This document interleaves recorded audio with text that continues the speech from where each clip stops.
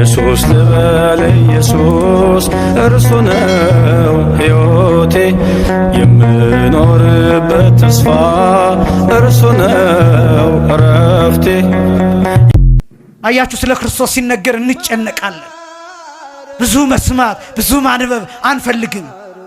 በዚህ ምክንያት ቅዱስ ጳውሎስ የመጨረሻ ጥቅስ እንዲህ ይላል ገላትያ ምዕራፍ 4 ቁጥር 19 ላይ ልጆች ይላል ቅዱስ ጳውሎስ። እኔ በጣም ነው የሚያሳዝነኝ ይሄ ቃል ልጆች ይላል ክርስቶስ በእናንተ እስኪሳል ድረስ ምጥ ይዘኛል ይላል። በእናንተ አይምሮ እስኪሳል ድረስ ክርስቶስ በእናንተ ልብ እስኪሳል ድረስ ጭንቅ ይዘኛል ይላል። ቤተክርስቲያን ጭንቅ ላይ ናት። ቤተክርስቲያን ምጥ ላይ ናት። ክርስቶስን ለትውልዱ ለማሳየት ይሄ ትውልድ የሚያስቅ ነገር ይፈልጋል። ክርስቶስን ሲሰበክን የሚያስቅ ነገር የለም። እንዴት አድርገን ሳቅ እንንገራችሁ? እንዴት አድርገን ቀልድ እንንገራችሁ? እንዴት አድርገን እናዝናናችሁ? በመከራ በጅራፍ እንዴት አድርገን እናዝናናችሁ? በመስቀል እንዴት አድርገን እናስቃችሁ? እንዴት አድርገን መስቀል ላይ እንቀልድ? እንዴት አድርገን ወንጌል ላይ እንቀልድ? ስለዚህ ምጥ ላይ ናት ቤተክርስቲያኗ። ቤተክርስቲያኗን በክርስቶስ አምሳል ትሰራለች። አካሉ አለ፣ ራሷ ክርስቶስ ነው። ይሄን ለማሳየት በቅዳሴ በብዙ መልኩ በአገልግሎት ትጥራለች። ሚሰማት የለም። አሁንስ ምን ይላታል ትውልዱ? ክርስቶስን አትሰብክም ይላታል። ክርስቶስን አትሰብክም ይላታል። ምጥ ላይ ናት ቤተክርስቲያን፣ ጭንቅ ላይ ናት ቤተክርስቲያን። ኢየሱስ ማለት መድኃኒት ማለት ነው። መድኃኒት ማለት ብቻ ግን አይደለም፣ ሕይወት ማለት ነው። ምን አይነት መድኃኒት ነው ጥያቄ።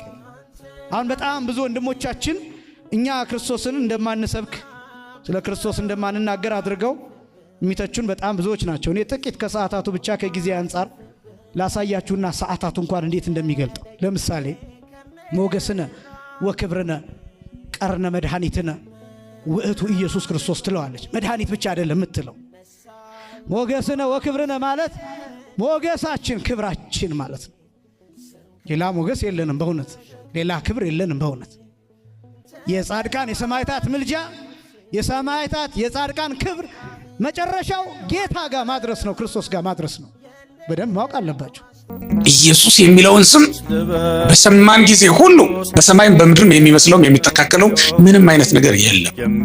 የኢትዮጵያ ኦርቶዶክስ ተዋሕዶ ቤተክርስቲያንና ኦርቶዶክሳውያን ቤተክርስቲያናት በጠቅላላው ኢየሱስ የሚለውን ስም በእውነት ከስም ሁሉ በላይ ስለሆነ በታቦታቸውም ላይ የሚጽፉት ይህንን ስም በመሰዊያው ላይ የምንጽፈው መስዋዕት ባቀረብን ጊዜ ሁሉ የምንጠራው ይህን ስም ሳንጠራ ቅዳሴ ቀድሰን አናውቅም። ይህ ስም በሌለበት ባልተጻፈበት ታቦት ላይ መስዋዕት አቅርበን አናውቅም። ስም በሌለበት ቤተ መቅደስ ውስጥ ሥርዓተ አምልኮ ፈጽመን አናውቅም። ቅዱሳን ሁሉ ይሄ ስም የተጻፈባቸው ናቸው። በዚህ ስም ያመኑ፣ በዚህ ስም መከራ የተቀበሉ ናቸው። ይሄ ስም ያመነናቸው፣ ይሄ ስም ነው ከዓለም የለያቸው። ይሄ ስም ነው ያጣፈጣቸው። ያጣፈጠንም ይሄ ስም እኮ ነው ክርስቲያኑ ስማችንን የቀየረው። ዛሬ ኢየሱስ ብለን የምንጠራው ከኃጢአት የምንፈወስበትን የምንድንበትን ስም ነው ኢየሱስ ብለን የምንጠራው ማለት። ከዚያ በኋላ ሐዋርያት የታመሙ ሰዎችን ለመፈወስም ይህን ስም ተጠቅመውበታል። ማን ብለው? አጋንንትን ለማውጣትም ይህን ስም ጠርተውታል። ማን ብለው? ኢየሱስ ብለው። ታምራት በማድረግ ጊዜ ሁሉ ይህን ስም ጠርተውታል። ማን ብለው? ኢየሱስ ብለው ይህን ስም ጠርተውታል። መልአክ እንደነገረን ከዚያ በኋላ መድኃኒት የሆነውን ይህንን ስም ሳንጠራው ውለን ልናድር አንችልም ማለት ነው። ኢየሱስ ብለን ስንናገር መለኮት ከስጋ ጋር ስጋም ከመለኮት ጋር በተዋህዶ የሚጠሩበት ስም ነው። ይህን ስም ስታስታውሱ ሁልጊዜ ይህን ስም ስትጠሩ የተዋጀንበት ስም እንደሆነ ምን ያልንበት የዳንበት ስም እንደሆነ አስቡና በተስፋ ልባችሁ ሙሉት። በእውነት እንዴት ተስፋ ይሞላል ይህ ስም በእውነት። ማን የሚለው ስም? ኢየሱስ የሚለው ስም ሁላችን ነፃ ያወጣንበት። ምክንያቱም ኢየሱስ ማለት አዳኝ ማለት ስለሆነ ነው። አሁን በእውነት ፊታችሁ ላይ ከተደነቀነው መከራ የማያድን ይመስላችኋል ይህ ስም? አሁን እናንተን ካሳዘነ ፊታችሁን ካጠቆረ መከራ የማያድን ይመስላችኋል? ለምንድን ነው በእውነት ይህ ስም ሲጠራ ሐዘናችሁ ያልተወገደላችሁ? ለምንድን ነው ይህ ስም ሲጠራ ፊታችሁ ያልበራላችሁ? ለምንድን ነው ይህ ስም ሲጠራ ጥጋብ ያልተሰማችሁ? በእውነት ነፍሳችሁ ያልጠገበችና ያልተደሰተች ለምንድን ነው? አሁን ሁላችንም በእውነት ይህ ስም በተጠራ ጊዜ ከሐዘናችን የምንጽናናበት ከስራታችን የምንፈታበት ልንሆን ይገባል። ምክንያቱም ሐዋርያት ገንዘባቸው ይሄ ነው የነበረው፣ ሌላ ግን አልነበራቸው። ሌላ አልነበራቸውም እና ይሄ ስም መርከብ ሆኗቸው ባህር ተሻግረውበት፣ ይሄ ስም ልብስ ሆናቸው ደምቀውበት፣ ይሄ ስም ጌጥ ሆኗቸው ተሸልመውበት ነው የኖሩት። ኢየሱስ ልበል ኢየሱስ እርሱ ነው ሕይወቴ የምኖርበት ተስፋ እርሱ ነው እረፍቴ። የማንም ሰውነት የማንም አይምሮ ለስጋው ደግሞ በሚገባ ልክ አይደለም። በጸበል ልክ ልትሆን ትችላለህ። በእምነት ልክ ልትሆን ትችላለህ። በምትባረክበት ነገር ልክ ልትሆን ትችላለህ። በስጋው ደግሞ ልክ ሊሆን የሚችል ግን የካህናትም ስልጣን፣ የፓትርያርክ የሊቀ ጳጳስ ስልጣን በስጋው ደግሞ ልክ ያለ በዚህ ምድር ላይ ምንም የለም። ነፍስ የተለየው መለኮት የተዋሃደው ምን የተለየው አልኳቸው? ነፍስ የተለየው ምን የተዋሃደው?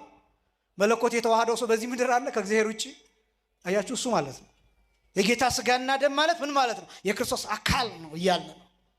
ነፍስ የተለየው መለኮት የተዋሃደው የሚለው አገላለጥ ይሄን የሚያሳይ ነው። ስለዚህ ለስጋው ደግሞ የሚገባ ሰውነት ማለት ይሄ ለምንድን ነው የምትነግረን ካላችሁኝ፣ በጣም ብዙዎቻችን በተወሰኑ ኃጢአቶች ወደ ኋላ ስለምንል ነው።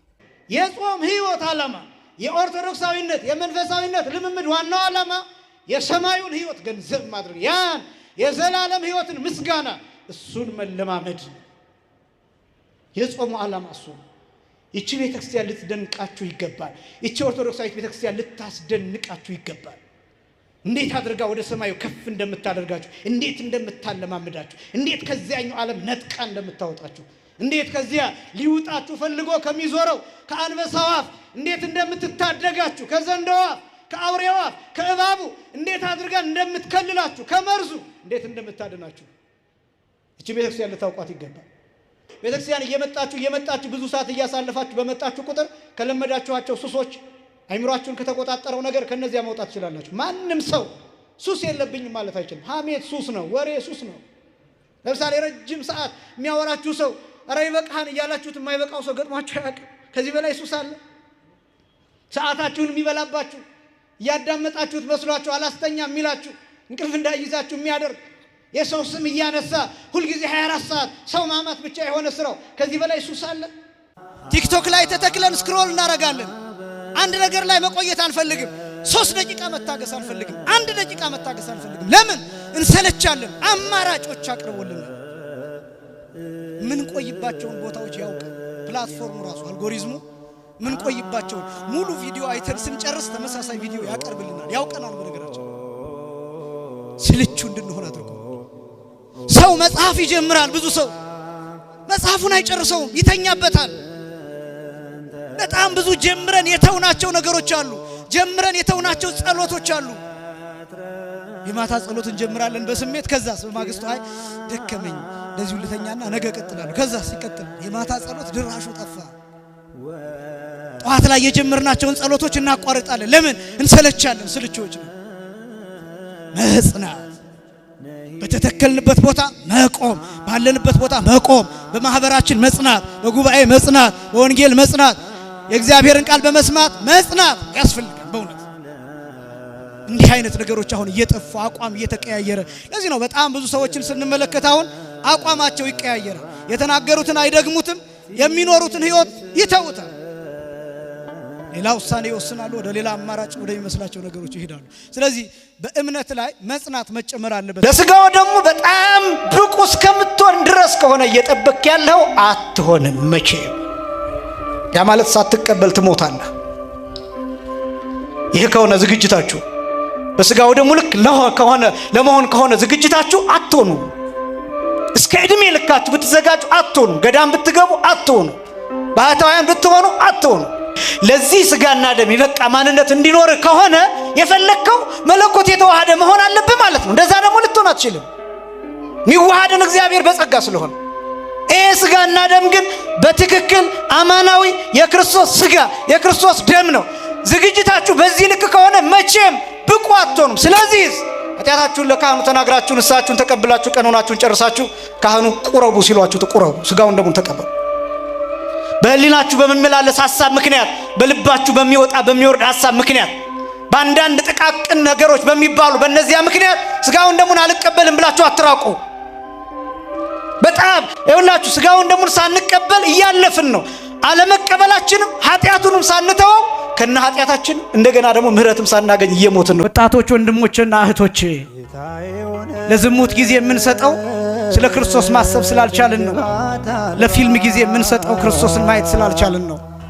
የክርስቶስን መከራ የክርስቶስን ፍቅር በልባችን ጥቂቱን አሳድረን ቢሆን ኃጢአት ልትሰራ ስትሄድ ይወጋሃል፣ ይቸነክርሃል።